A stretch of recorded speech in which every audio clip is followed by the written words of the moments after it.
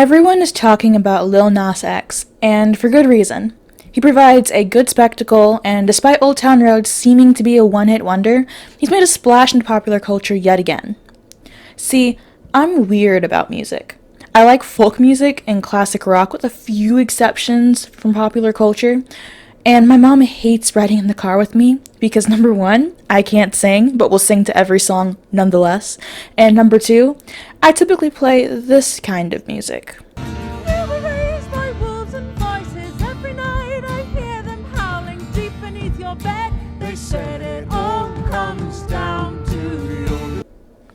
I'm not trying to be one of those, pick me, I'm not like the other girls, but I just don't really care for songs that are overly sexual or that cuss a lot. That said, I learned about Montero from Tumblr. The day it dropped, it started to trend, and I saw some stills from the music video which were pretty interesting, and what can I say? I may not be religious, but the imagery is very nice. Montero is catchy. It's got those Spanish guitar vibes, and overall, I thought it was pretty cool. But I would not have given it another listen if not for Lil Nas X himself. He is a king when it comes to dealing with haters. It seems like people came out of the woodworks to complain about how this song is just ruining America and going against God, and have they forgotten about all the other songs that speak well about the devil or blasphemously of God? I mean, here's a couple you might remember. Highway to Hell, Sympathy for the Devil, Number of the Beast, Friend of the Devil. Hell, we've even got shows that show the devil in a good light or God in a bad way, like Lucifer, Good Omens, or Supernatural. And where was Governor Kristi Noem and Caitlin Bennett then? What makes Lil Nas X's success so different? Why is he in particular making everyone so mad? Number one, he's black and he's gay and he's not trying to hide it. Black and gay are two aspects of a person's identity that are often treated with disrespect on their own. In recent years, it's been getting better. Being gay is more accepted, and despite gay marriage being legalized only 6 years ago, already a cultural shift has occurred where saying, my partner, or asking to use different pronouns are commonplace occurrences. Hell, you could even say being LGBT is trendy.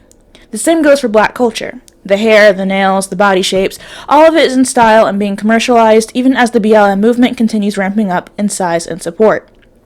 But those two things together, unabashedly presented as Lil Nas X being who he is, well, that's a different story. People tend to accept queerness when it's toned down or is being presented by a white person. Consider LGBT rap in television or other forms of media. They tend to be played by white actors and are almost always desexualized and shown as being only slightly different from the accepted cultural norms. Any examples of queerness that stray from the mainstream make people feel uncomfortable. The reason behind the vast support for people like Harry Styles and Taylor Swift is because as het white cis attractive people, these celebrities represent acceptable society supporting marginalized peoples. People who are acceptable by society, traditionally cis and het, get all the benefits here.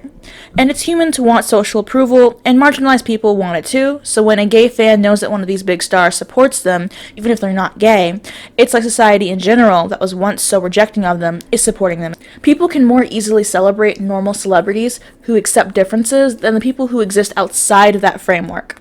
It's why Harry in a dress was acceptable for most people, while Billy Porter donning a full ball gown regularly is considered to be too much and too weird.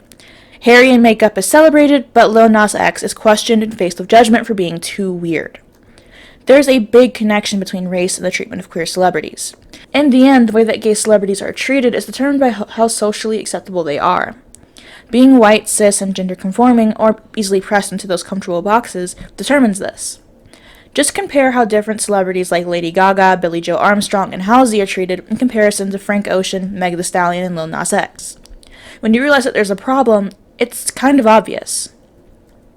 Number 2. He's doing what everyone has been telling us to do for ages. Go to hell. Except, he's not there to be punished. He's not there to suffer. He's enjoying himself and making light of the threat that Christians in popular society often tries to make. You really can't argue that Montero, the song, is all that bad because honestly, it's not. It's the music video that everyone's getting riled up about because it completely destroys this idea that gay people will burn in hell and that we are and should be afraid of this sentiment. The Christian rhetoric that homosexuality is an unforgivable sin that will always be punished over all others is Incorrect. All sins are forgivable as long as you believe in Christ. That's literally in the Bible. And placing one sin above the others is also incorrect. Gluttony is no worse than homosexuality, except that homosexuality isn't even a sin in the Bible to begin with. The text in the question that has often been pointed out is mistranslated and is supposed to instead speak on pedophilia. But that's not what we're here to talk about. Lil Nas X video goes against the idea that we are scared of being sent to hell. Instead, he embraces it and removes the threat from acting out.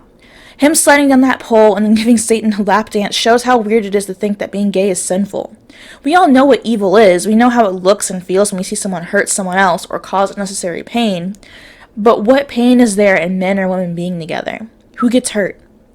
Homophobes hate that video because it makes a mockery of the evil of homosexuality. It's all just made up. Why is it wrong to give Satan a lap dance? Who does it hurt? It's all about control of thought. And his video means that they've lost that control. They aren't even upset with the video itself. Think about S&M and every other mainstream song performed by a cishet artist. There's plenty of things that show, like, blatant sexuality, and many that go further and show drug use, murder, cheating, and more. Those are fine. No problem celebrating those at the Children's Choice Awards. What they're upset with is how well received this video is. We're not letting it die. We're putting it in TikToks. We're playing this song over and over again. We're keeping this at number 1 on the charts. They're mad that Montero is still number 1. They're mad that we're laughing at them and not cowering in fear because all of our praise means that people will not adhere to their bullshit anymore. It means that people don't give a shit about your beliefs. They're upset because their children will grow up in a society that does not go along with their fear-mongering. These people will call anything they don't like satanic. There's no way to win this game while being gay. People still thought that gay people were satanic perverts when they saw Will and Grace being polite on TV. They thought we were satanic perverts when Ellen DeGeneres voiced a beloved cartoon fish.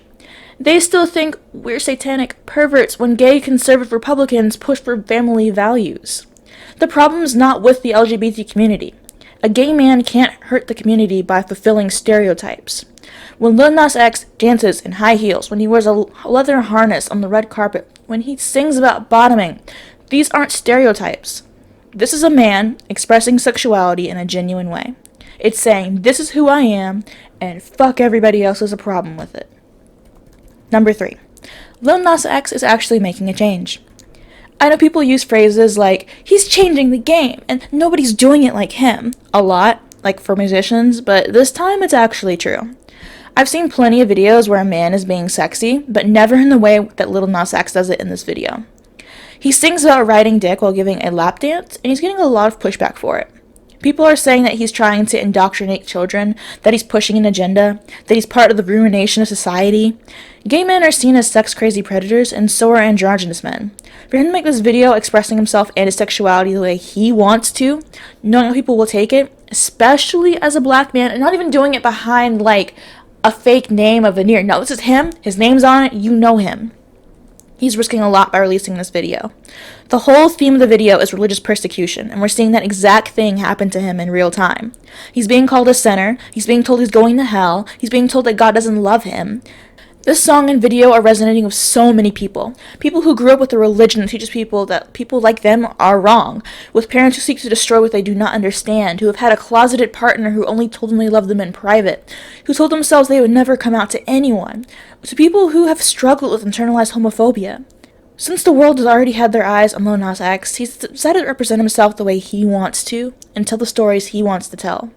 From this video to wearing a bright pink leather harness on the red carpet to doing drag on Halloween, he is showing everyone that he is not ashamed of who he is, and he's willing to put himself and his career at risk to be that person. By doing this, he's showing people that people like him exist, and it's okay, and it's good, and he can still make money while doing it. Lil Nas X is changing the game. His success will open doors for more artists like him to be open about what they do and who they are. I believe he's going to help change the public perception of what hip-hop can be, and maybe even what a man can be. In conclusion, I think that a lot of the pushback that Lil Nas X is getting as of late is stemming from a big cultural divide. The queers, the Gen Z, we're streaming his music, we're supporting him, and we're here for him. But the rest of the world isn't. We've come so far, but can you honestly say that if anyone else did those sneakers, Nike would have sued and won? Custom sneakers are a big industry and fall under fair use. Can you imagine if someone tried to take S&M or any number of other songs written by cishet artists off the Apple Music, Spotify, just because they were bad for the children? I think this just exemplifies how divided our country is. The younger generations don't care about being gay. 1 in 4 of us are gay. It's people who are older who are afraid of the change, who are afraid of seeing things be different, who are afraid of that status quo changing where you can no longer hold up a cross and say, you're going to hell and you should fear me. They don't like this. And I think that's a good thing. Let them be scared. Let them cower. Let them feel how I felt when I was growing up, wondering if I'd have to run away, if I had to live in a homeless shelter, if my mother would actually love me, if I told her the truth. They can feel that fear, just for a little bit. This, dear viewers, is where we part. Thank you for watching. This was done in one take. I did not feel like redoing it, so please excuse my stuttering or mess-ups, because I know I said some words wrong. I really, really love Lil Nas X. I do. He's such a great person. I love him so much. And if you haven't heard the song already, go listen to it. Even if you're like, it's catchy, okay? Once you hear it, it is catchy.